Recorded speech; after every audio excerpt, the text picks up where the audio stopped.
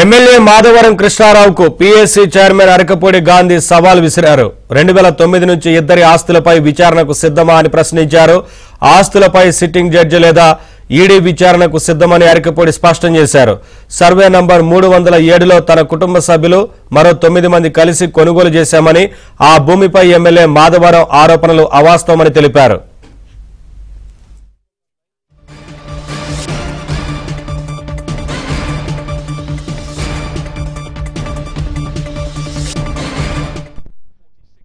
అనే విషయం పదే పదే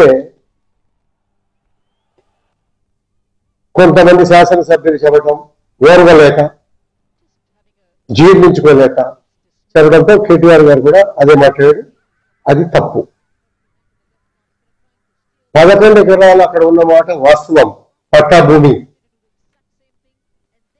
మేము 9 మంది కలిసి కొనుక్కున్నాం. ఏ డాక్యుమెంట్స్ కావాల్సిన ఇస్తా. నా దగ్గర ఇంకా చాలా ఫ్లాష్ న్యూస్లు వస్తాయి. సర్వే నెంబర్ 90, 20 ఎకరాలు, 100 కోట్లు పోతుంది ఎకరం. నీ ఇంటి పక్కనే ఉంది కదా, కుక్కడి పిల్ల అంతా నాదే అంటావు కదా.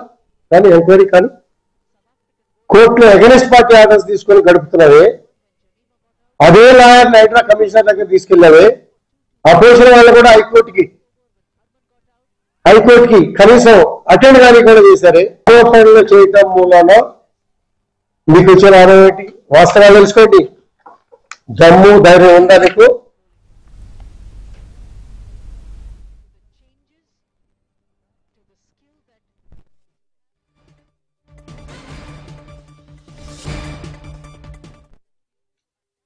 అనే విషయం పదే పదే కొంతమంది శాసనసభ్యులు చెప్పడం ఓర్వలేక. ఇదే అంశానికి సంబంధించి మరింత సమాచారం మా ప్రతినిధి సిద్ధార్థ అందిస్తారు. సిద్ధార్థ, అరకపూడి గాంధీ చేసిన సవాలుకు సంబంధించి మాధవరం కృష్ణారావు స్పందించారా? ఏంటి ఆరోపణలో వాస్తవం లేదంటూ అరకపూడి గాంధీ చెప్తా ఉన్నారు కదా, మాధవరం కృష్ణారావు స్పందించారా? అప్డేట్స్ ఏంటి? నవీన్, కూకట్పల్లి ఎమ్మెల్యే మాధవరం కృష్ణారావుకు PSC chairman Serilingampally MLA Arekapudi Gandhi సవాలు విసిరారు. 2009 నుంచి ఎమ్మెల్యేలుగా ఎన్నికైనటువంటి నాటి నుండి ఇద్దరి ఆస్తులపై సిట్టింగ్ జడ్జితోని లేదంటే ఈడీతోని విచారణ చేయించాలి, దానికి తాను సిద్ధంగా ఉన్నట్టు అరకపూడి గాంధీ చెప్పారు. దీనికి ఒకవేళ మాధవరం కృష్ణారావు సిద్ధమైతే ఈ విషయంలో ఇద్దరు ఆస్తులపైన విచారణ చేయిద్దాము అనే విషయాన్ని అరకపూడి గాంధీ చెప్పారు. కుత్బుల్లాపూర్ నియోజకవర్గం గాజుల రామారంలోని సర్వే నంబర్ 307లో ఉన్న 11 ఎకరాల భూమిపై ఎటువంటి చర్చకైనా విచారణకైనా తను సిద్ధమని గాంధీ ప్రకటించాడు. సర్వే నంబర్ 307లో తనతో పాటు 9 మంది కొనుగోలు చేసినటువంటి భూమిపై తాను విచారణకు సిద్ధమని, అది పూర్తిగా తను పైసలు పెట్టి కొనుక్కున్నటువంటి భూమి అని ఆయన చెప్తా ఉన్నారు గాంధీ. ఒకవేళ మాధవరం కృష్ణారావు చేస్తున్నటువంటి ఆరోపణలు నిజం ఉంటే తాను బహిరంగ విచారణకైనా, ఒకవేళ తప్పని తేలితే బహిరంగ పనిష్మెంట్ కైనా తాను సిద్ధమని ఆయన తెలిపారు. ఇక ఎమ్మెల్యే కృష్ణారావు చేసినటువంటి ఆరోపణలో వాస్తవం లేదు అని ఈ రోజు బీఆర్ఎస్ నుంచి తమ భూమి దగ్గరికి కొంతమంది వచ్చారు, దౌర్జన్యంగా అక్కడ కొద్దిగా గలాట సృష్టించారు. ఒకవేళ వాళ్ళకి ఏమైనా అభ్యంతరాలు ఉంటే, అనుమానాలు ఉంటే తాను వాటినన్నింటినీ వివరించడానికి సిద్ధమని అరకపూడి గాంధీ చెప్పారు. 1991లో పైసల పట్టి, నక్ష, భూమి లొకేషన్, మ్యాప్లతో సహా ఉన్నాయి. కానీ కొంతమంది అనవసరపు రాద్ధాంతం చేస్తున్నారు, అనవసరపు ఆరోపణలు చేస్తున్నారు.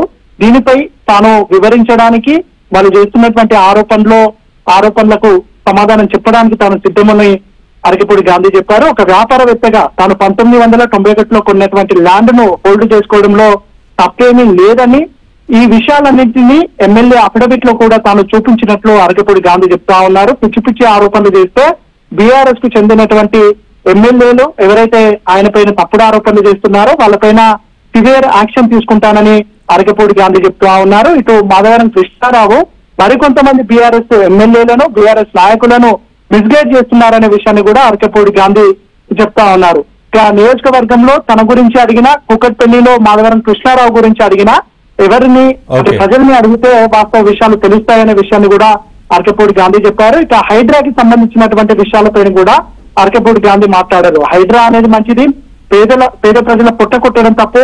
ఆ పేద ప్రజలను పొట్ట ఎవరు కొట్టారన్నది తేలాల్సినటువంటి అవసరం ఉంది అని అరకపూడి గాంధీ చెప్పారు. రాజకీయ పరంగా పార్టీల పరంగా విమర్శలు చేస్తే సహిస్తాను కానీ అక్రమాలు చేశాను, ఆరోపణలు చేశాను అని అబద్ధపు ప్రచారాలు చేస్తే తాను సహించను, వాళ్ళకి ప్రజా కోర్టులో శిక్ష ఖచ్చితంగా పడుతుంది అనే విషయాన్ని కూడా అరకపూడి గాంధీ స్పష్టం చేశారు. Thank you Siddhartha.